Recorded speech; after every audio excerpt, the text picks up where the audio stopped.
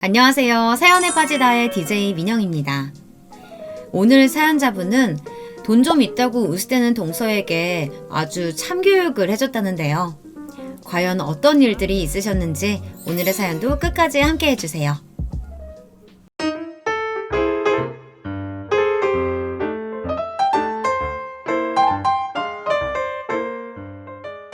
안녕하세요. 저는 7살짜리 딸아이를 키우는 30대 주부입니다. 조금 이른 나이에 결혼해서 가진 것 없이 아이 낳고 키우느라 힘들 때도 많았지만 저와 남편은 딸아이에게 사랑을 듬뿍 주며 애지중지 키웠어요. 저와 남편은 어릴 때부터 동네에서 어울려 놀던 친구 사이예요. 하도 매일 붙어 다니다 보니 눈이 맞아 일찌감치 결혼했어요. 둘 다 서로 어떻게 커왔는지 어떤 사람인지 너무 잘 알다 보니까 어느새 다른 사람과 있는 것보다 둘이 있을 때가 제일 재밌더라고요. 무엇보다 둘이 성격이 잘 맞았어요. 20년 가까이 친구로 지내면서 한 번도 싸운 적 없을 만큼 사이가 좋았습니다. 비슷한 환경에서 자라서 그런지 서로 생각하는 것도 비슷하고 좋아하는 것도 비슷했거든요. 그리고 가장 중요한 가치관이 잘 맞았어요. 저희는 성격도 잘 맞는 만큼 타이밍도 비슷해서 비슷한 시기에 서로를 좋아하게 됐습니다. 서로의 마음을 확인하고 나니 저는 당연히 고민할 게 없다 싶어서 바로 결혼을 하자고 했죠. 그런데 남편은 결혼을 망설였어요. 저와 남편이나 둘 다 집안 사정이 좋지 않았거든요. 저와 남편이 어릴 때부터 살던 동네는 사실 많이 낙후된 동네라서 경제적으로 힘든 사람들이 모여 사는 동네였어요. 아마 요즘 사람들이 보면 깜짝 놀랄 정도일 거예요. 서울에 정말 이런 동네가 있나 싶어서요. 집이라고 하기에도 좀 뭐한 게 단칸방짜리 집들이 줄줄이 따닥따닥 붙어서 기차처럼 나란히 지어진 집이었어요. 집안에 화장실도 없었죠. 그래서 20집이 넘는 집들이 밖에 있는 공동 화장실을 같이 써야 했습니다. 욕실은 당연히 없어서 저와 언니들은 부엌 한쪽에 있는 세탁실에서 씻어야 했어요. 그 집에 사는 동안 언니들은 한창 사춘기 때라서 많이 창피했었대요. 동네 이름을 말하면 가난하다고 놀리는 애들이 있었다더라고요. 저는 나이도 어렸고 마냥 천진난만해서 온 가족이 모여서 다 같이 자고 먹는 게 좋기만 했어요. 참 철이 없었죠. 저희 집은 아버지가 갑자기 사업이 망하는 바람에 급하게 그 동네로 이사를 온 거였고 남편은 시아버지께서 오랫동안 병원에 계셨기 때문에 병원비를 감당하지 못하시고 시어머니께서 아들들을 데리고 이사를 오신 거였어요. 그때부터 친해져서 내내 그 동네에서만 이사 다녔으니 지금의 인연까지 이어진 거였죠. 저도 알아요. 남편네 집도 사정이 뻔하고 저희 집도 크게 다르지 않으니까요. 하지만 서로 좋아하는 것만은 확실하니 돈 때문에 결혼을 미룰 필요는 없다고 생각했습니다. 뭐가 걱정이라서 망설이는 건데 돈 없어서 우리들이 살 집 없을까봐? 아니면 결혼식? 저는 단도직입적으로 물었습니다. 남편이 걱정하는 부분이 뭔지 알면 제가 다 해결할 수 있었으니까요. 남편이 걱정하는 건 제 예상대로 역시나 현실적인 문제였어요. 시부모님도 저희 집도 그 옛날 살던 단칸방에서 벗어나긴 했지만 지금도 시부모님은 월세집에서 4가족이 살고 있었고 저희 집도 별반 다르지 않는 집에서 5식구가 살고 있었으니까요. 나 이제 대학도 간신히 졸업했고 모아놓은 돈도 하나도 없어. 거기다 동생 대학 졸업도 아직 많이 남았는데 나랑 결혼하면 네가 너무 고생이야. 나 몰라? 네 동생이면 내 동생인데 무슨 그런 걱정을 해. 그리고 나는 너만 있으면 단칸방에서도 살 수 있고 결혼식 같은 건 아예 안 해도 돼. 지금부터 둘이 열심히 살면 우리 금방 부자 될 수 있어. 남편에게는 남동생이 하나 있었어요. 저희 도련님이죠. 도련님이 당시에 대학생이었는데 남편이 등록금을 벌어서 내주느라고 상황이 힘들기는 했어요. 사실 주변에서 만류할 정도로 저희 둘 다 결혼하기에는 막막한 상황이었는데 저는 이상하게 저희 둘이 결혼하면 뭐든지 다 잘 될 거라는 말도 안 되는 기대감이 있었어요. 저는 저 스스로를 믿고 남편을 믿었거든요. 앞으로 우리의 앞날이 창창할 거라고요. 사실 뾰족한 수가 있었던 건 아니었지만 남편도 저를 믿고 제 말대로 해줬어요. 남편도 반신반의하는 것 같았지만 제가 옆에 있으면 자신도 뭐든 할 수 있을 것 같다면서 힘을 보탰습니다. 저희가 결혼하겠다고 말하자 저희보다 가족들이 더 걱정이 많았어요. 저희가 어려서 철이 없어서 세상 물정을 모르는 거라고요. 가난이 가난을 만나면 그냥 더 가난해지는 거라면서 차라리 결혼 안 하고 각자 사는 게 낫다고요. 틀린 말도 아니죠. 지금 당장 둘 수중에 돈 1,000만 원도 없는데 결혼하겠다고 난리를 치니 저라도 제 자식이었으면 말렸을 거예요. 저희는 주변에 만류해도 결혼 준비를 강행했습니다. 저희 부부가 가장 먼저 한 일은 혼인신고였어요. 그리고 바로 신혼부부 대상 임대 아파트 신청부터 했어요. 제가 남편과 결혼하겠다고 마음 먹자마자 한 일이 바로 임대 아파트 신청 조건부터 알아본 거였거든요. 왜 진작 이 생각을 못했을까 싶을 정도로 둘 다 모든 조건에 딱 들어맞았습니다. 양가 식구들 중에 누구도 지금까지 집을 가져본 적이 없었어요. 남편은 아직 직장이 없는 상태였고 제 월급이라고 해봤자 계약직이니 얼마 되지도 않았고요. 저희는 임대 아파트에 들어갈 수 있게 되었습니다. 저와 남편은 뛸 듯이 기뻤어요. 지금까지 둘 다 아파트에 살아본 적도 당연히 없지만 저희 둘의 새로운 시작이 순조롭다고 느껴졌거든요. 저희 두 사람은 30도 되기 전에 함께 살았습니다. 혼인신고는 이미 했으니 부부였죠. 결혼식은 할 수 있는 형편이 안 돼서 양가 가족들이 다 모여서 사진 한 번 찍고 밥만 먹었어요. 양가 부모님들도 그쯤 되니 둘이 알아서 집까지 구해 사는 모습이 대견하다고 하시더라고요. 물론 집이야 해결되긴 했지만 대출을 받아서 들어왔으니 지금부터는 열심히 돈을 벌어야 했어요. 남편은 여기저기 면접을 보러 다녔지만 쉽지 않았습니다. 남편은 그럴 때마다 제게 미안하다고 했습니다. 저는 괜찮았어요. 이거보다 더 힘든 때도 잘만 살았으니까요. 옛날 생각나? 우리 그 단칸방 집 살 때 내가 밤마다 혼자 화장실 가기 무서워서 너희 집 문 두드리면 네가 나와서 매일 같이 가줬었잖아. 난 그게 그렇게 힘이 되고 고마웠었다. 추억이라는 건 그 어떤 때보다 힘이 센 것 같아요. 저는 지금까지도 남편이 어릴 때 제게 베풀었던 배려와 힘들 때마다 옆에 있어 주었던 추억들이 고스란히 남아있거든요. 그래서 그 어떤 것보다 남편이 힘든 게 가장 싫어요. 그래서 다른 것들은 둘이 함께 힘을 합치면 다 해결되는 거라고 생각했습니다. 저희 도련님은 어릴 때부터 머리가 좋았어요. 저희와 매일같이 놀면서 학창시절 내내 전교 1, 2등도 하고 그랬어요. 도련님은 명문대 법대에 들어갔습니다. 그랬으니 남편은 도련님을 더 애틋하게 생각했어요. 돈 좀 있는 집에서 태어났으면 아마 승승장구했을 거라고요.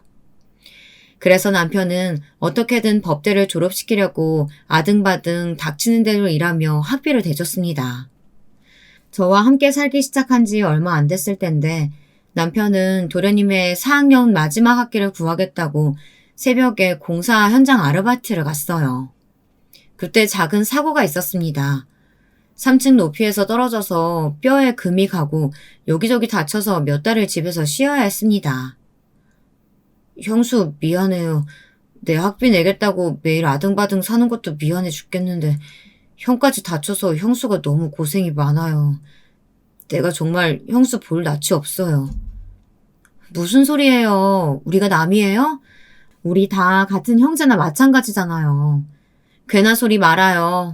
도련님이 그런 소리 하면 내가 더 서운해요. 그러다 보니 대학 졸업할 때쯤 도련님은 로스쿨에 가고 싶을 텐데도 누구에게도 말도 못하는 것 같더라고요. 도련님은 로스쿨은 애초에 포기하고 여기저기 면접을 보러 다니는 것 같았죠. 당연한 게 그때까지도 부모님은 월세를 살고 있고 형은 자신 때문에 다쳐서 병원에 있으니 어떻게 로스쿨까지 도와달라고 할 수가 있었겠어요. 제가 먼저 남편에게 도련님을 로스쿨에 보내자고 이야기했습니다. 당시에 남편은 거의 벌이가 없다시피 했고 저도 벌이가 변변치 않았어요. 거기다가 계약직이라서 언제 잘릴지도 모르고 한 달 벌어 한 달 사느라 허덕거리고 있었죠.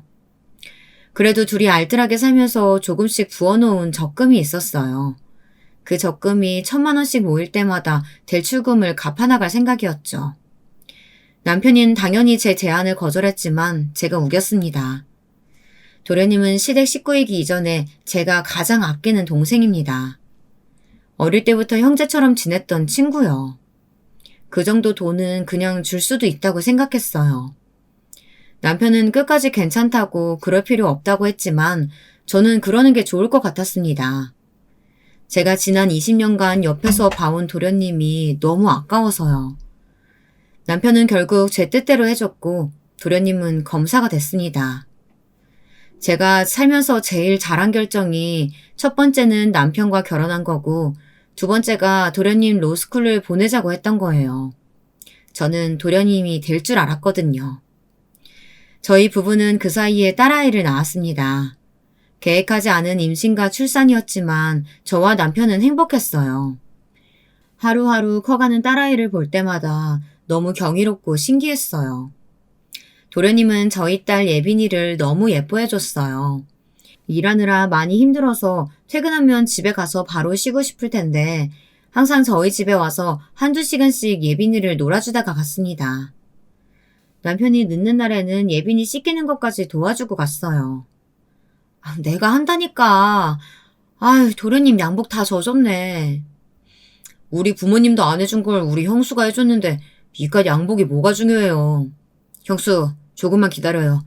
내가 돈 많이 벌어서 비싼 아파트 꼭 사줄게요. 으이구, 집은 무슨. 우리 아파트 30년 임대인 거 몰라요? 우린 우리 집에서 30년 채우고 나갈 거니까 도련님은 빨리 예쁜 동석감이나 만나서 장가부터 가요. 그때까지만 해도 저희 집은 주변에서 다들 부러워할 정도로 우애가 좋은 집이었어요. 가진 건 없어도 가족들끼리 사이가 좋으니 저와 남편은 그것만으로도 행복했습니다. 그런데 집안에 사람이 하나 잘못 들어오니 아주 풍비박산이 나더군요. 도련님이 검사가 된 지 이제 막 1, 2년쯤 됐을 땐가요? 웬 아가씨를 집에 데려왔어요. 제 동석감이라면서요. 이렇게 말하면 안 되지만 동서는 처음 봤을 때부터 느낌이 좋지 않았어요. 사람이 좀 쎄하다고 할까요? 제가 나이는 많이 안 먹었어도 사람 보는 눈이 좀 있거든요. 딱 봐도 사람이 겉과 속이 다른 사람처럼 보였어요. 도련님은 오자마자 남편과 딸아이를 놀아주느라 바빴어요. 그동안 저는 동서랑 잠깐 앉아서 이야기를 나눴습니다. 그런데 동서는 뭐가 그렇게 신기한지 저희 집을 두리번거리더라고요. 애기 물건이 여기저기 어질러져서 정신없죠? 그게 아니고 신기해서요. 제가 임대 아파트는 처음 들어와 보거든요. 근데 보통 집이랑 다 똑같네요. 저는 기분이 팍 상했습니다. 무슨 의도로 저런 식으로 말하는 건지 몰라도 임대 아파트라고 창문이라도 하나 없을 줄 알았나 싶더라고요. 당연히 보통 다른 집이랑 똑같죠. 다를 게 뭐가 있겠어요. 에이, 당연히 좀 달라야죠. 훨씬 더 싸게 혜택 받으면서 들어오는 건데. 돈 더 주고 들어온 사람들하고는 차별화된 게 있어야죠. 차별화요? 어떤 차별화요? 제 생각에는 임대 아파트는 엘리베이터 없이 계단만 있거나 상가 편의시설 못 쓰게 해야 된다고 생각해요. 엄연히 급이 다르잖아요. 뭐라고요? 급이 다르다고요? 지금 말 다 했어요? 저는 기가 막혀서 언성을 높이며 날카롭게 말했습니다. 그 순간은 도련님 여자친구고 뭐고 뭐 이딴 게 있나 싶더라고요. 그런데 더 어이없었던 건 동서의 반응이었습니다. 도련님과 남편이 무슨 일이냐고 달려오자 입을 꾹 다물어 버리더니 딴소리를 하더라고요. 집이 너무 예뻐요. 센스가 엄청 좋으신 것 같아요. 나중에 저희 집 신혼집 구하면 꼭 놀러오세요. 그 순간 알았죠. 이게 아주 보통이 아니구나 싶었습니다. 나중에 도련님께 들으니 동서는 뼛속까지 부잣집 아가씨였어요. 어릴 때부터 내내 강남에서 자란 강남 토박이에다가 아버지가 강남에서 큰 골프장을 운영하신대요. 도련님이 함께 일하는 선배 검사들이 그 골프장 단골인데 우연히 따라갔다가 소개를 받아서 만나게 됐나 보더군요. 저도 그러면 안 되는데 어쩐지 거리감이 확 느껴졌어요. 동서가 생기면 정말 잘 지내고 싶었는데 어쩐지 저와는 잘 맞지 않을 것 같았어요. 역시나 제 촉이 맞았습니다. 동서와 저는 맞을 수가 없었어요. 어느 날이었습니다. 동서와 서방님이 결혼한 지 얼마 되지 않았을 때 일이었죠. 저는 퇴근을 하고 어린이집에 아이를 데리러 가고 있는데 시어머님께 전화가 왔더라고요. 그런데 시어머니 목소리가 좀 이상했어요. 듣다 보니 시어머니께서 울고 계신 것 같더라고요. 저는 놀라서 무슨 일이냐고 왜 그러시냐고 물었죠. 시어머니는 아니라고 괜찮다고 하시다가 제가 계속 물으니 그제야 이야기를 하시더군요. 시어머니께서 동선의 집에 갔다가 문전박대를 당하셨답니다. 하필이면 동선의 집이 저희 임대 아파트 바로 건너편 아파트예요. 최근에 새로 지은 브랜드 아파트죠. 가격도 저희 임대 아파트의 2배라고 들었어요. 시어머니께서는 반찬을 하시면 저희 집에 꼭 가져다 주세요. 저는 집을 비울 때가 많으니 아예 시어머니께 집 비밀번호를 알려드렸죠. 그러면 어머니께서 냉장고에 반찬을 두고 가셨어요. 어머니 입장에서는 자식이 둘인데 저희만 해주시기 그래서 동선의 것까지 해서 가져다 주시려고 했나 봐요. 그래서 저희 집에 들렀다가 동선에 가신 거죠. 그런데 동선의 아파트가 비싼 아파트라서 그런지 경비가 삼엄했어요. 입주민이 아니면 들어갈 수 없게 되어 있었다네요. 그걸 모르셨던 시어머니는 아파트 입구에서 문이 안 열리니까 동서에게 전화를 했나 봐요. 결혼 전에는 동서도 친정아버지 골프장에서 일한다고 들었는데 결혼하고 나서는 그것마저도 그만뒀는지 거의 집에 있다고 들었거든요. 새아가 겉절이 좀 담가서 가져왔는데 여기 아파트 입구가 어떻게 들어가는 건지 모르겠네. 여기 문 좀 열어줄래? 어머니, 저희 아파트는 미리 방문 예약 안 하면 못 들어와요. 그리고 저 겉절이 안 먹으니까 그냥 가지고 돌아가세요. 아니, 얘야. 툭. 동서는 정말 자기 할 말만 하고 전화를 끊어버렸대요. 네, 물론 며느리 입장에서는 연락도 없이 찾아온 시어머니가 불편하죠. 저도 어릴 때부터 동네에서 매일 봐오던 동네 아주머니였는데도 막상 시어머니가 되고 보니 불편할 때가 한두 번이 아니었거든요. 그래도 그렇지 이 더운 날씨에 그 무거운 김치통을 들고 오신 분을 들어오라는 이야기도 없이 그냥 돌아가라고 한 건 너무했다고 생각했어요. 사실 시어머니가 자주 동선의 집에 간 거면 저도 말을 안 해요. 결혼한 지 반년 만에 시어머니께서 처음 동선의 집에 가신 거라는데요. 물론 결혼했다고 해서 무조건 신혼집에 시댁 식구를 초대해야 하는 건 아니지만 결혼 전부터 지금까지 한 번도 동서는 집에 시댁 식구들을 초대한 적이 없었어요. 그래서 저도 그 아파트에 산다는 이야기만 들었지 몇 동인지 몇 호인지는 모르거든요. 내가 살다 자식 집에 김치 주러 갔다가 이런 문정박대는 처음 받아본다. 내가 집에 들어간다는 것도 아니고 김치만 좀 주고 가겠다는 건데 어떻게 시어머니를 잡상인 취급을 할 수가 있다니. 시어머니는 괜히 동선애가 싸움이라도 할까봐 서방님한테는 말도 못하시고 저와 통화하시면서 한참을 우시더라고요. 저는 듣기만 해도 마음이 안 좋았습니다. 그래서 시어머니를 다독여드리고 전화를 끊었어요. 저는 그 일에 대해 남편에게 이야기해야 하나 고민했지만 결국 이야기하지 않았습니다.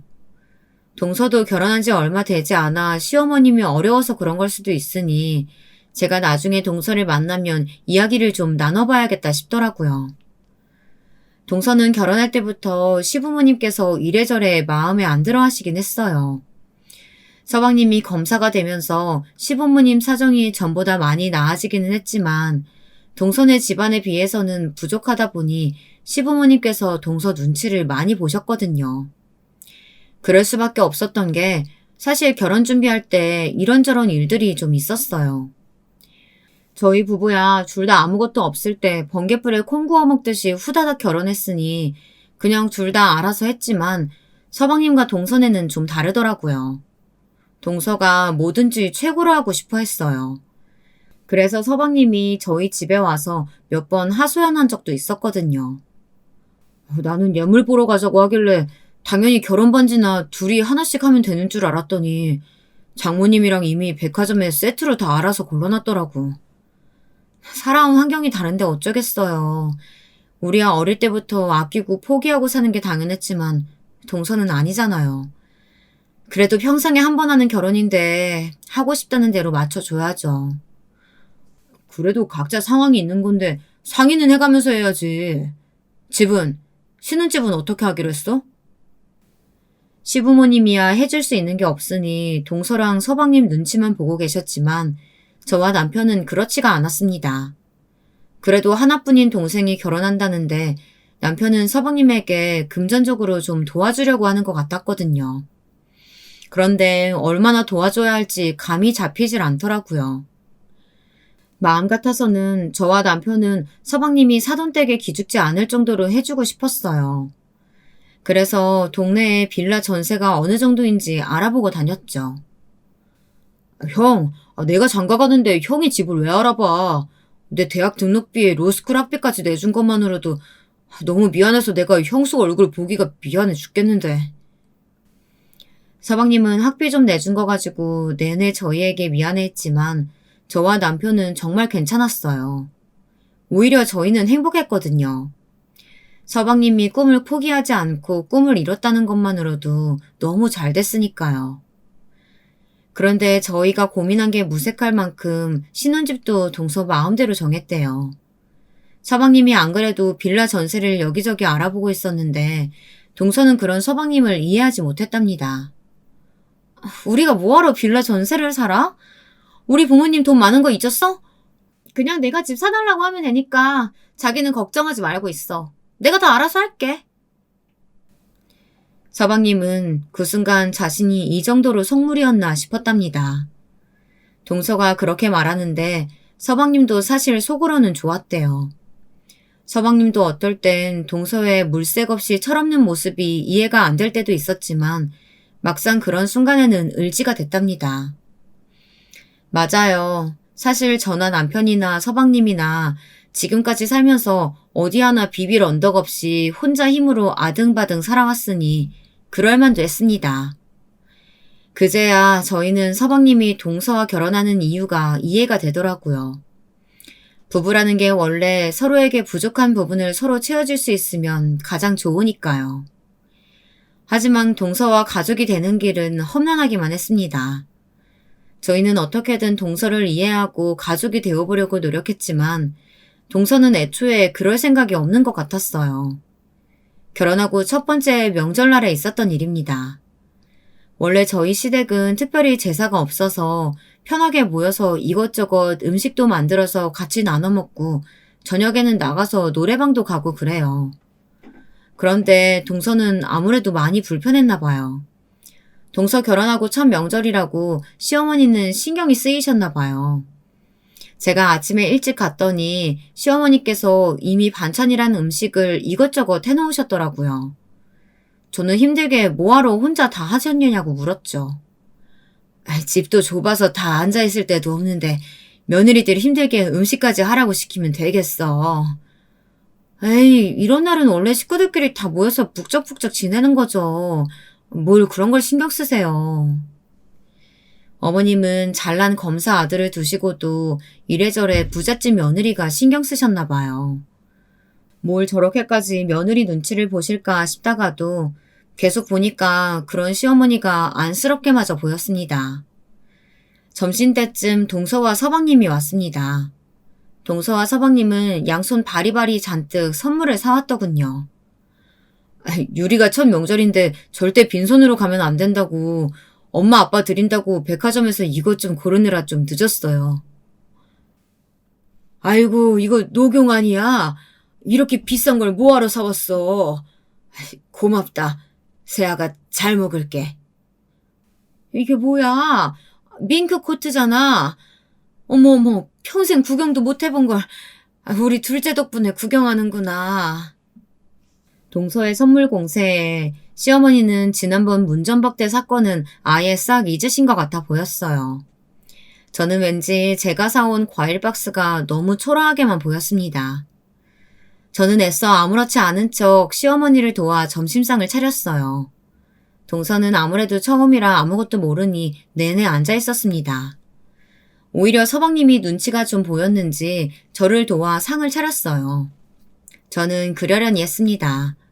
서방님도 공주 같은 아내 모시고 살기 힘들 테니까요. 아무리 뭘 몰라도 그렇지 동서는 해도 해도 좀 너무했습니다. 다들 아시죠? 명절날 별로 많이 차리지도 않은 것 같은데 설거지 하려고 보면 싱크대에 그릇이 산처럼 쌓여 있잖아요. 저는 보기만 해도 한숨이 저절로 나오는데 동서는 뻔히 그걸 보고도 그냥 방에 쏙 들어가 버리더라고요. 물론 며느리가 무조건 설거지를 해야 하는 건 아니죠. 하지만 밥을 먹는 내내 시어머니 혼자 이 많은 음식을 다 준비하셨다는 이야기를 했는데도 어쩜 저렇게 도도하게 혼자 방에 들어갈 수 있는지 모르겠더라고요. 아무래도 동서가 너무 뭘 모르는 것 같길래 제가 방으로 따라 들어갔습니다. 동서, 설거지가 많아서 그러는데 나와서 같이 설거지 좀 도와줄래? 네? 설거지를 제가 왜요? 동서는 정말 설거지를 자기가 왜 해야 하냐는 듯 눈을 동그랗게 떴어요. 그러고는 자기는 태어나서 설거지를 한 번도 안 해봤다고 하더라고요. 어떻게 하는지도 모른다고요. 동서가 공주처럼 자랐다는 거야 진작 알고 있었지만 이 정도일 줄은 몰랐습니다. 결혼한 지 이제 1년이 다 되어가는데 설거지를 한 번도 안 해봤으면 결혼해서 지금까지 서방님이 혼자 설거지를 다 했다는 말인가 봐요. 시어머니께서 연세도 많으신데 혼자 저 많은 음식 다 해서 대접해 주셨으면 설거지는 우리가 해야지. 한 번도 안 해봤으면 내가 가르쳐 줄 테니까 나와봐. 저도 성질이라면 어디 가서 빠지지 않아요. 성격대로 했으면 벌써 방이 떠나가게 소리를 질렀을 거예요. 하지만 명색이 손이 동서인 제가 윗사람으로서 본보기를 보여야겠다 싶어서 많이 참고 타이르듯 이야기했습니다. 그런데 동서는 전혀 상식이 통하지 않는 사람이었어요. 설거지를 배우라고요? 제가 그런 걸 왜 배워요? 하고 싶으시면 형님이나 가서 하세요. 저는 형님과 달리 설거지하는 사람 필요하면 돈 주고 쓰면 돼요. 과연 어떤 인생을 살아오면 저런 말을 저렇게 당당하게 할 수 있을까요? 저는 기가 차면서도 더 할 말이 없었습니다. 네, 동서 말이 맞았어요. 설거지를 죽을 때까지 안 할 사람이 설거지를 뭐하러 배우겠어요. 저는 한번 꾹 참고 방을 나와서 남편과 함께 설거지를 했어요. 그런데 그 사이 동서가 서방님을 데리고 방으로 들어가는 것 같더니만 금세 같이 나오더라고요. 이제 점심 한 끼 먹었는데 동서와 서방님이 집에 가겠다고 하더라고요. 동서 말에 시부모님은 놀라서 벌떡 일어나셨어요. 첫 명절인데 그래도 잠이라도 자고 가야 하는 거 아니냐고요. 그러자 동서가 하는 말이 아주 기가 막혔습니다. 저 불편하고 눈치 보여서 이제 더는 여기 못 있겠어요. 둘째야, 그게 무슨 소리야? 우리가 너한테 뭐 실수했니? 기분 상한 거 있어? 아무래도 제가 어머님 아버님한테 이쁨 받으려고 이것저것 사온 게 형님은 좀 불편하셨나 봐요. 저는 어안이 벙벙했습니다. 동서 말에 시부모님은 물론 서방님까지 저를 바라보는데 그 눈빛이 제가 정말 동서를 괴롭히기라도 한 것처럼 느껴졌어요. 그래서 저는 제가 먼저 동서더러 지금 무슨 말을 하는 거냐고 물었습니다. 내가 뭘 어쨌다고 그러냐고요. 형님이 자꾸 저더러 설거지하는 방법 배우라는 둥, 나와서 설거지하라는 둥 구박하셨잖아요. 저 형님 무서워서 못 있겠어요. 저 오늘은 그냥 집에 갈래요. 그냥 집에 가고 싶으면 집에 가고 싶다고 하면 될걸. 동서는 괜히 말도 안 되게 제 핑계를 대고는 서방님을 데리고 집으로 가버렸습니다. 저는 너무 당황해서 어쩔 줄 몰라 하고 있었는데 그 일로 시부모님께서 제게 한 소리 하시더라고요. 둘째가 곱게 자라서 철이 없어 보여도 그렇지. 시집와서 첫 명절이라 어색하고 긴장했을 텐데 거기다 대고 꼭 그렇게 윗사람 노릇을 해야겠니? 아버님, 제가 윗사람 노릇하려고 한 게 아니에요. 그냥 설거지 많으니까 같이 하자고 이야기한 것뿐이라고요. 저도 억울해서 한마디 했습니다. 저는 지금까지 저희 시부모님은 다른 시부모님들과는 다르다고 생각했어요. 남들은 시자만 들어가면 시금치까지 싫을 정도로 시댁이 싫다고들 하지만 저는 아니었거든요. 어린 시절부터 아줌마 아저씨라고 부르면서 집에도 자주 왔다 갔다 했기 때문에 결혼하기 전부터 저는 가족이라고 생각했어요. 이게 다 내 잘못이야. 내가 둘째 눈치 자꾸 보니까 큰애 네가 혼자 힘들어서 그런 거지 뭐. 어머니, 정말 제가 동서한테 질투해서 그런 게 아니에요. 동서가 손 하나 까딱 안 하고 얄밉게 구니까 같이 좀 하자고 이야기한 거라니까요. 둘째는 너랑은 살아온 환경이 다르잖아. 고생 한번 해본 적 없이 귀하게만 자랐을 텐데 집안일 같은 걸 해봤겠어? 그런 걸 꼭 다 해봐야 아나요? 알아서 눈치껏 하는 거죠. 집안 분위기는 삽시간에 가라앉았습니다. 결혼하고 처음 시댁에 온 며느리와 아들이 오자마자 가버렸으니 당연한 일이었죠. 마치 이게 다 저 때문인 것처럼 분위기가 돌아가니 답답해서 미치겠더군요. 제가 제 성격대로 동서에게 싫은 소리라도 한마디 했으면 이렇게까지 억울하지는 않을 겁니다. 저도 나름대로 참고 동서를 대한 건데 이게 무슨 일인가 싶더군요. 그날 시댁에서 남편과 딸아이와 함께 방에서 자는데 저는 잠을 한숨도 자지 못했어요. 아무래도 속이 답답했어요. 그런데 그날 이후 많은 것이 달라졌습니다. 시부모님도 서방님도 저를 대하는 게 좀 달라졌어요. 처음엔 동서 눈치를 보느라 그러나 보다 했는데 정말 제가 동서를 미워하기라도 한 것처럼 굴더라고요. 서방님은 제게 아예 대놓고 말했어요. 형수님, 우리가 세상 물정 너무 몰라서 그런 거니까 형수님이 좀 이해해 주세요. 설거지 2번만 더 같이 하자고 했다가는 아주 제가 동서를 잡아먹기라도 하는 줄 알겠더군요. 제가 동서를 어떻게 이기겠습니까? 동서는 돈만 많고 거짓말만 잘하는 게 아니라 아주 여우짓도 능수능란하게 잘했어요. 시부모님 생신이나 명절 같은 행사에는 아예 코빼기도 안 비추면서 돈이랑 선물만 보내는 것 같더라고요. 시부모님이 제게 이야기를 하진 않으셨지만 시부모님 댁에 갈 때마다 새로운 게 생기더군요. 처음엔 쉬쉬하시던 시부모님들도 언젠가는 제 앞에서 숨기지도 않으셨어요. 사돈이 이번에 둘째 내 차를 사줬다는데 아유 우리 둘째 얼굴이 활짝 폈더라. 어디 그뿐이야? 집주인이 전세 보증금 올려달라고 해서 아주 걱정이 이만저만이 아니었는데 둘째가 턱하니 2천을 그냥 해준 거 있지? 아들 하나 검사만 들어서 내가 말년에 아주 호강한다니까. 시부모님은 아주 동서에게 홀딱 넘어가셨더라고요. 세상에 돈 싫은 사람이 어디 있겠어요. 평생 돈 때문에 사람들한테도 무시당하고 힘들게 사셨는데 저와 남편이 못해드린 걸 동서와 서방님이 대신해주니 다행이라고 생각했죠. 하지만 자식 노릇을 어떻게 돈으로만 하겠어요. 시부모님이 2분 다 연세가 많으시다 보니 이래저래 신경 쓸 일이 많았습니다. 하지만 서방님은 일이 바쁘니 신경 쓰기가 어렵고 동서는 매일 돈만 보내고 얼굴도 보기 힘드니 항상 시부모님 일은 저와 남편의 차지였죠. 병원에 갈 일이 생기거나 은행 볼 일이 생기면 항상 제게 전화를 하셨어요. 시부모님은 제가 편해서 그러시는 거겠지만 저도 아이 키우랴 일하랴 정신없이 바쁜데 매번 챙기기가 쉽지 않았습니다. 한 번은 그런 일이 있었어요. 시어머니가 당뇨가 있으셔서 정기적으로 약을 지으러 대학병원에 검사를 받으러 가세요. 그래서 저와 남편이 시간이 나는 대로 같이 갈 때도 있고 제가 모시고 갈 때도 있었습니다. 그날은 딸아이를 유치원에 맡기고 남편과 같이 어머니를 모시고 갔어요. 저희 부부는 차가 없어서 항상 택시를 타고 어머니를 모셨는데 그날따라 어머님이 좀 힘드셨는지 안 하셨으면 좋았을 말을 하셨습니다. 너희는 결혼한 지가 언젠데 아직도 차도 못 샀니?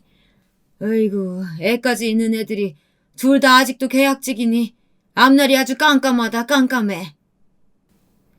평소 같았으면 충분히 웃으면서 받아쳤을 말이 그날은 유난히 서럽게 느껴지더군요. 저는 표정 관리가 되질 않았어요. 금방이라도 눈물이 쏟아질 것 같았습니다. 그런 제 마음을 눈치챘는지 남편이 시어머니에게 한마디 하더군요. 엄마, 그걸 정말 몰라서 그래? 내가 지금까지 엄마 아빠 건사하느라 거의 가장이나 다름없었는데 지금 와서 그런 소리가 나와? 왜? 둘째 아들 검사되고 잘 사는 사돈댁 만나니까 뭐 이제 나는 필요 없다 이거야?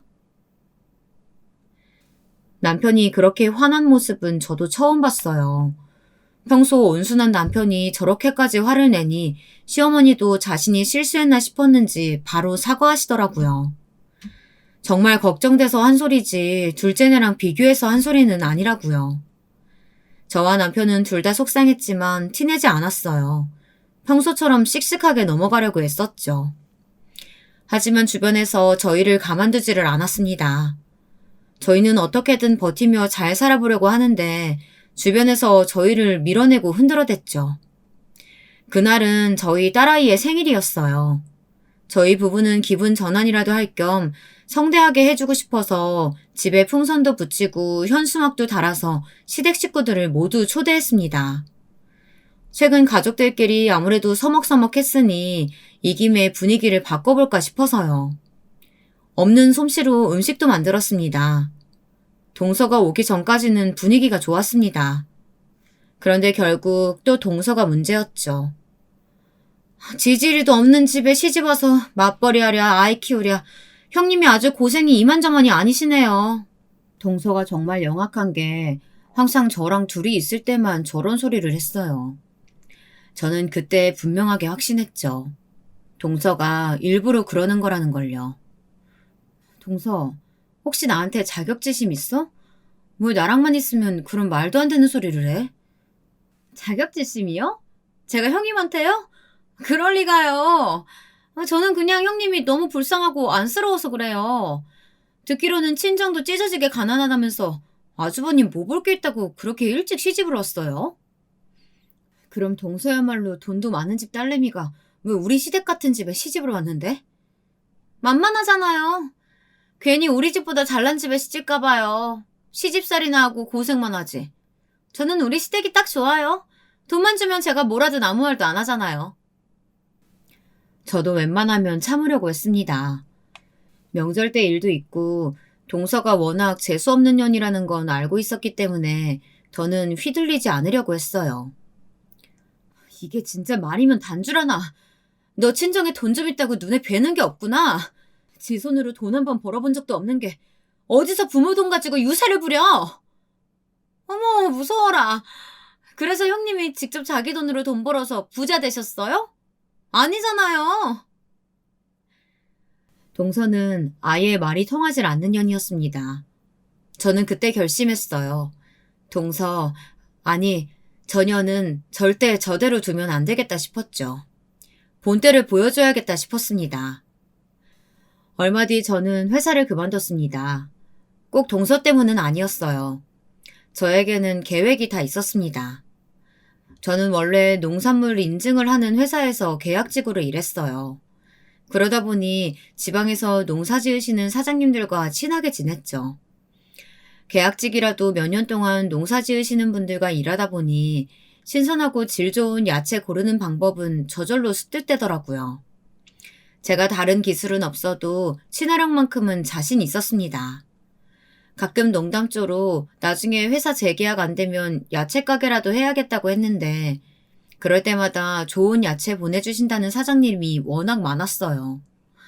그래서 언뜻 제가 남편에게 이야기를 했는데 생각한 것보다 남편이 긍정적으로 생각하더라고요. 저와 둘이 함께 하는 거면 자신도 잘할 수 있을 것 같다고요. 저와 남편의 추진력 하나만큼은 따라올 사람이 없었어요.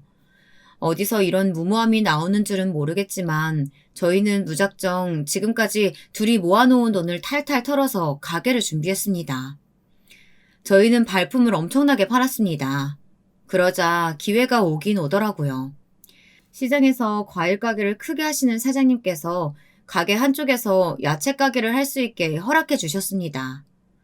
세만 한 달에 조금씩 내라고 하시면서요. 저희는 그것만으로도 너무 감사했습니다. 생각보다 가게는 잘 됐어요.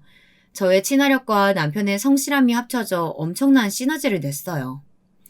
젊은 부부가 야채를 판다고 하니 어르신들이 많이 찾아주셨어요. 그리고 워낙 좋은 재료들을 가져다가 동네 다른 가게보다 저렴하게 판 게 효과가 있었죠. 가게가 잘 되는 건 당연히 좋은 일이었지만 딸 예빈이를 챙기는 게 생각보다 쉽지 않았어요.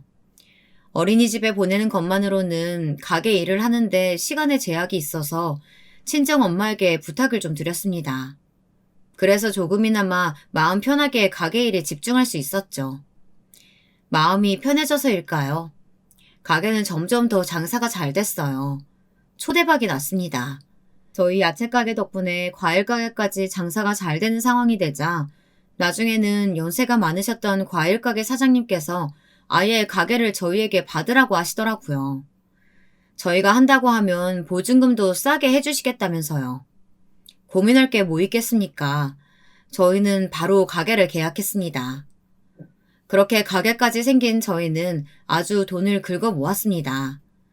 새벽부터 저녁까지 쉴 새 없이 바쁘다 보니 정말 집에 들어가면 잠만 자고 나왔어요. 그런데 제가 돈 버는 재미에 빠져 진짜 중요한 걸 놓칠 뻔했습니다. 바로 우리 딸 예빈이요. 예빈이가 어느 날부턴가 갑자기 안 하던 음식 투정을 하더라고요. 과일도 안 먹고 평소 잘 먹던 야채도 입에 대지 않았어요. 우리 딸 갑자기 왜 그러지? 엄마 아빠가 과일 가게 사장님인데 딸이 과일을 안 먹으면 안 되지. 그래서 안 먹는 거야. 엄마 아빠가 나보다 과일을 더 좋아하니까. 나는 매일 안 데리러 오면서 과일이랑 야채만 사러 다니잖아. 어느새 이렇게 커버렸는지 부쩍 자란 딸아이는 저와 남편에게 불만이 많았더라고요. 그제야 저와 남편은 정신을 차렸습니다.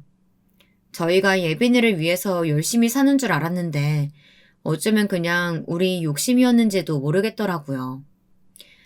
저와 남편은 가게 일도 중요하지만 예빈이를 좀 더 신경 써야겠다 싶었어요. 그래서 번갈아 가면서 육아에 힘썼습니다. 그러던 어느 날이었습니다. 그날은 남편이 예빈이를 데리러 가기로 했는데 갑자기 일이 생겼다면서 남편이 제게 가게 문을 좀 닫고 예빈이를 데리러 가라고 하더라고요. 저는 무슨 일인가 걱정이 됐지만 이미 하원 시간이 많이 늦어져서 남편 말대로 가게 문을 닫고 예빈이를 데리러 갔습니다. 저는 오랜만에 가게 문도 닫고 나왔으니 예빈이랑 좀 놀아줘야겠다고 싶어서 예빈이에게 놀이터에 가자고 했어요. 그런데 그때 예빈이가 이상한 소리를 제게 하더라고요. 엄마도 그거 알아? 비싼 아파트 놀이터는 아무나 못 들어가. 그래서 나랑 엄마는 작은 엄마네 아파트 안에 있는 놀이터 가면 안 돼. 저는 딸아이가 도대체 어디서 이런 소리를 들었나 싶더군요. 그래서 그런 소리를 누가 했느냐고 물었죠. 그랬더니 딸아이가 하는 말이 작은 엄마가 그랬답니다. 벽에 걸린 현수막을 손가락으로 콕콕 찍으면서 보라고 소리 질렀대요. 딸아이가 동서 목소리까지 흉내내면서 말을 하는데 저는 순간 온몸에 소름이 돋았어요. 너 한글 몰라? 저기 현수막에 쓰여있잖아. 입주민 어린이 외에 놀이터 출입 금지. 작은 엄마, 입주민이 무슨 뜻인데요? 그리고 출입 금지는 또 무슨 말이에요? 예빈이, 너도 엄마 아빠 닮아서 무식하구나? 너희 집은 못 살아서 이런 좋은 놀이터 오면 안 된다고 쓰여있는 거잖아. 너 여기 다시는 오면 안 돼. 알았어? 저는 이게 도대체 무슨 말인가 싶어서 저희 친정엄마에게 전화해 확인했습니다. 혹시 예빈이랑 놀이터에 갔다가 동서에게 그런 소리를 들은 적이 있냐고요. 그러자 친정엄마는 유치원 끝나고 동서가 산다는 그 아파트 놀이터에 몇 번 가서 논 적이 있긴 하대요. 그리고 동서와 마주친 적도 있답니다. 마주치면 항상 먼저 와서 살갑게 인사했다네요. 저희 친정엄마에게 힘드시겠다면서 쉬시라고도 했대요. 그러고는 동서가 직접 예빈이랑 놀아준 적도 있답니다. 저는 아무래도 이상했어요. 지금까지 동서가 예빈이를 자주 보지는 않았지만 예빈이를 놀아준 적도 없었고 잘해준 적도 없었어요. 저는 혼란스러웠습니다. 물론 아이 말만 믿고 동서를 의심할 수는 없지만 그래도 딸아이가 저렇게 똑똑히 기억할 정도인데 이상했어요. 저는 이대로 넘어갈 수가 없었습니다. 그래서 딸아이를 데리고 다짜고짜 동서내로 향했어요. 그런데 믿을 수 없는 일이 일어났습니다. 동서네 집 앞에 내렸는데 동서네 집 현관이 활짝 열려 있더군요.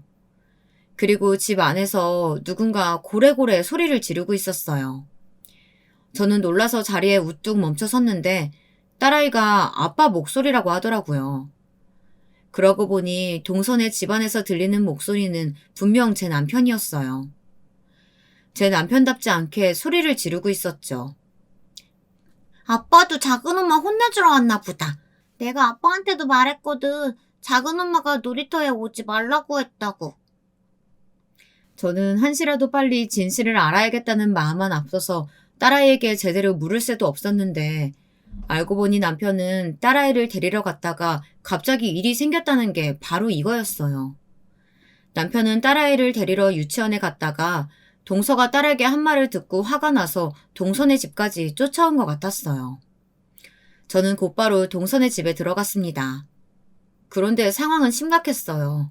남편이 화가 많이 났는지 신발까지 신은 채 동서네 집 거실에 들어가 있더라고요. 너, 내가 우리 식구로 인정해서 대우해줬는 줄 알아? 네가 우리 부모님도 무시하고 내 아내한테도 함부로 하는 거 다 알아도 내 동생이 사랑하는 사람이니까 그나마 사람 취급이라도 해준 거야. 근데 네가 감히 내 딸한테 상처를 줘? 남편처럼 점잖은 사람이 얼마나 화가 났는지 거실장에 놓인 장식들까지 잡히는 대로 바닥에 던지더라고요. 어머, 아주버님 미쳤어요? 지금 당장 경찰에 신고할 거니까 어디 마음대로 해봐요. 이대로 뒀다가는 정말 큰 사고라도 생길 것 같아서 제가 들어가 말리려고 했습니다. 신고를 하든 말든 네 마음대로 해. 그런데 나도 절대 가만히 있지 않아. 지금 당장 내 딸한테 가서 사과 안 하면 너 가만히 안 둘 거야. 알았어? 역시 이래서 없는 집 것들이랑 엮이면 안 되는 거라니까. 배운 거 없이 산티가 아주 줄줄 흐르잖아. 뭐야? 지금 말 다 했어? 그때였습니다. 저는 남편이 너무 화가 나서 이성을 잃기라도 할까봐 달려가 말리려고 했는데 마침 서방님이 나타나셨더군요. 서방님은 제게 예빈이와 잠깐 기다리라고 하더니 거실로 들어갔어요. 그런데 충격적인 일이 벌어졌습니다. 동서의 뺨을 서방님이 세게 갈겼어요. 짝 소리가 날 정도로 말이죠. 그 순간 집안에 있던 모두가 다 얼어붙었습니다. 경찰에 신고하겠다고 소리를 지르던 동서까지도요. 내가 너 분명 경고했지? 한 번만 더 이러면 우리 이혼이라고. 네가 나를 얼마나 우습게 봤으면 우리 부모님의 형수도 모자라서 내 조카까지 건드려? 서방님의 행동도 놀라웠지만 동서도 만만치 않았어요. 그 순간 동서 눈빛이 변하더군요. 아주 표독스럽게요. 이 거지 같은 새끼가 내 돈 가지고 간신히 사람 구실하게 만들어줬더니 감히 내 얼굴에 손을 대? 너 말 잘했다. 내가 지금까지 너 사랑해서 참고 살았는 줄 알아? 나 너 사랑한 거 아니야. 네 돈 가지고 편하게 좀 살아볼까 싶었는데 더는 안 되겠다. 돈이 아무리 좋아도 너처럼 싸가지 없고 개념 없는 여자랑은 못 사니까 이혼해! 너 지금 뭐라고 했어? 날 사랑한 게 아니라고? 날 이용했다고? 너 내가 가만히 있을 줄 알아? 너 절대 용서 못해. 우리 아빠한테 말해서 너 가만 안 둘 거야. 웃기고 있네. 장인어른, 내가 지금 너랑 당장 이혼한다고 난리쳐도 찍소리 못해. 장인어른이 나같이 가난한 집 사이를 왜 환영했겠어? 나한테 돈 주고 차 사주면서 온갖 더러운 심부름 시키려고 하신 거잖아. 알고 보니 서방님과 동서의 결혼으로 인해 이용당한 건 서방님도 마찬가지였나 보더라고요. 골프장을 한다던 사돈이 뒤로 이런저런 더러운 심부름을 서방님에게 많이 시켰나 봐요. 다 내 잘못이지. 부잣집 사위 좀 해보겠다고 지금까지 장인어른 구린 짓 하는 거 나도 다 눈 감고 있었으니까. 그런데 이제 더는 못해. 도저히 너 같은 여자랑은 못 살겠다. 저도 일이 이렇게까지 될 줄은 몰랐습니다. 제가 동선의 집에 오면서 서방님에게 전화하긴 했어요. 아무래도 저 혼자 와서는 동서가 문도 열어주지 않을 것 같아서요. 저는 서방님에게 자초지종을 이야기하고 아파트 안으로 들어올 수 있는 번호를 물어봤거든요. 그랬더니 서방님이 일하다 말고 온 것 같아요. 동서는 갑자기 바닥에 주저앉아 집이 떠내려가게 울었습니다. 우는 모습을 보니 동서가 서방님을 많이 좋아하기는 했나 보더군요. 반면 서방님은 펑펑 우는 동서를 바라보는 눈이 아주 경멸에 차 있었습니다. 그 이후로 어떻게 됐냐고요? 서방님 부부는 결국 이혼했습니다. 동서는 죽어도 이혼 안 해준다고 버텼지만 방법이 없었습니다. 서방님이 처가댁에 가서 동서와 더는 못 살겠다고 선언을 했다네요. 합의 이혼해주지 않으면 서방님이 가지고 있는 처가댁에 구린 것들을 다 까발리겠다고 했대요. 역시 사람은 머리가 좋아야 하나 봅니다. 서방님은 이혼만 성공한 게 아니라 그 브랜드 아파트까지 받아냈어요. 이혼하면서 위자료로 받았다네요. 아무래도 사돈댁에서는 입막음용으로 준 것 같아요. 얼마 뒤 서방님은 제게 고개를 숙이고 사과했습니다.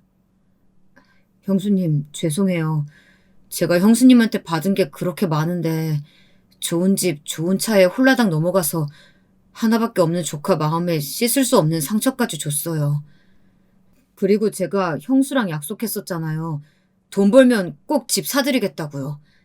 제가 받은 아파트 형수 드릴 테니까 꼭 받아주세요. 서방님은 위자료로 받은 아파트까지 제게 주겠다고 했어요. 제가 그 아파트를 받았냐고요?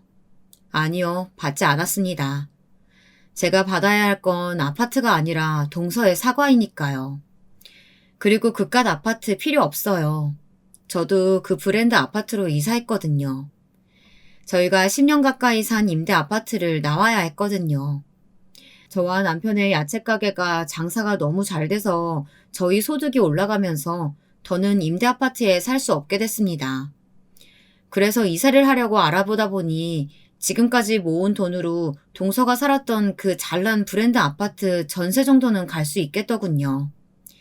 저희 부부는 고민 끝에 브랜드 아파트로 이사했습니다. 저희 부부가 이사하고 난 뒤 가장 처음 한 일은 예빈이와 함께 관리실에 찾아간 거였어요. 정중하게 건의했습니다. 놀이터 입구에 붙은 현수막을 어떻게 하면 내릴 수 있냐고요. 다행히도 주민들 투표를 통해 과반이 현수막 철거에 동의를 해서 얼마 뒤 현수막은 사라졌습니다. 그리고 다시 돌아온 예빈이의 생일날 유치원 친구들을 모두 초대해서 파티도 하고 놀이터에서 신나게 놀았습니다. 그런데 생각지도 못한 일이 일어났어요. 동서가 예빈이 선물을 사서 찾아왔더라고요. 예빈이가 내년에 초등학교에 입학한다고 책가방까지 사왔더라고요. 작은 엄마가 그날 일은 미안해. 작은 엄마가 잘 몰라서 예빈이한테 실수했어. 저는 제 눈으로 직접 보고도 믿을 수가 없었습니다. 도대체 무슨 바람이 불어서 동서가 사과하러 왔나 싶었죠. 알고 보니 서방님이 동서에게 이야기했나 보더라고요. 위자료를 주겠다고 한 아파트는 필요 없으니 대신에 예빈이에게 진심으로 사과하라고요. 동서의 사과가 진심이었는지 아니면 그냥 아파트를 뺏기기 싫어서 그랬는진 모르겠습니다. 하지만 그래도 다행이었어요. 그날 밤에 예빈이가 자기 전에 이야기하더라고요. 작은 엄마 말이 틀려서 다행이야. 이제 매일매일 놀이터에서 친구들하고 신나게 놀 거야. 그리고 저는 그날 남편과 서로 손을 꼭 잡고 오랜만에 아주 푹 잤습니다. 우여곡절이 많았지만 저희가 지금까지 이뤄낸 많은 것들이 너무 벅차고 행복해서요. 저의 이야기 끝까지 들어주셔서 감사합니다. 저는 앞으로도 지금처럼 밝고 건강하게 잘 살겠습니다.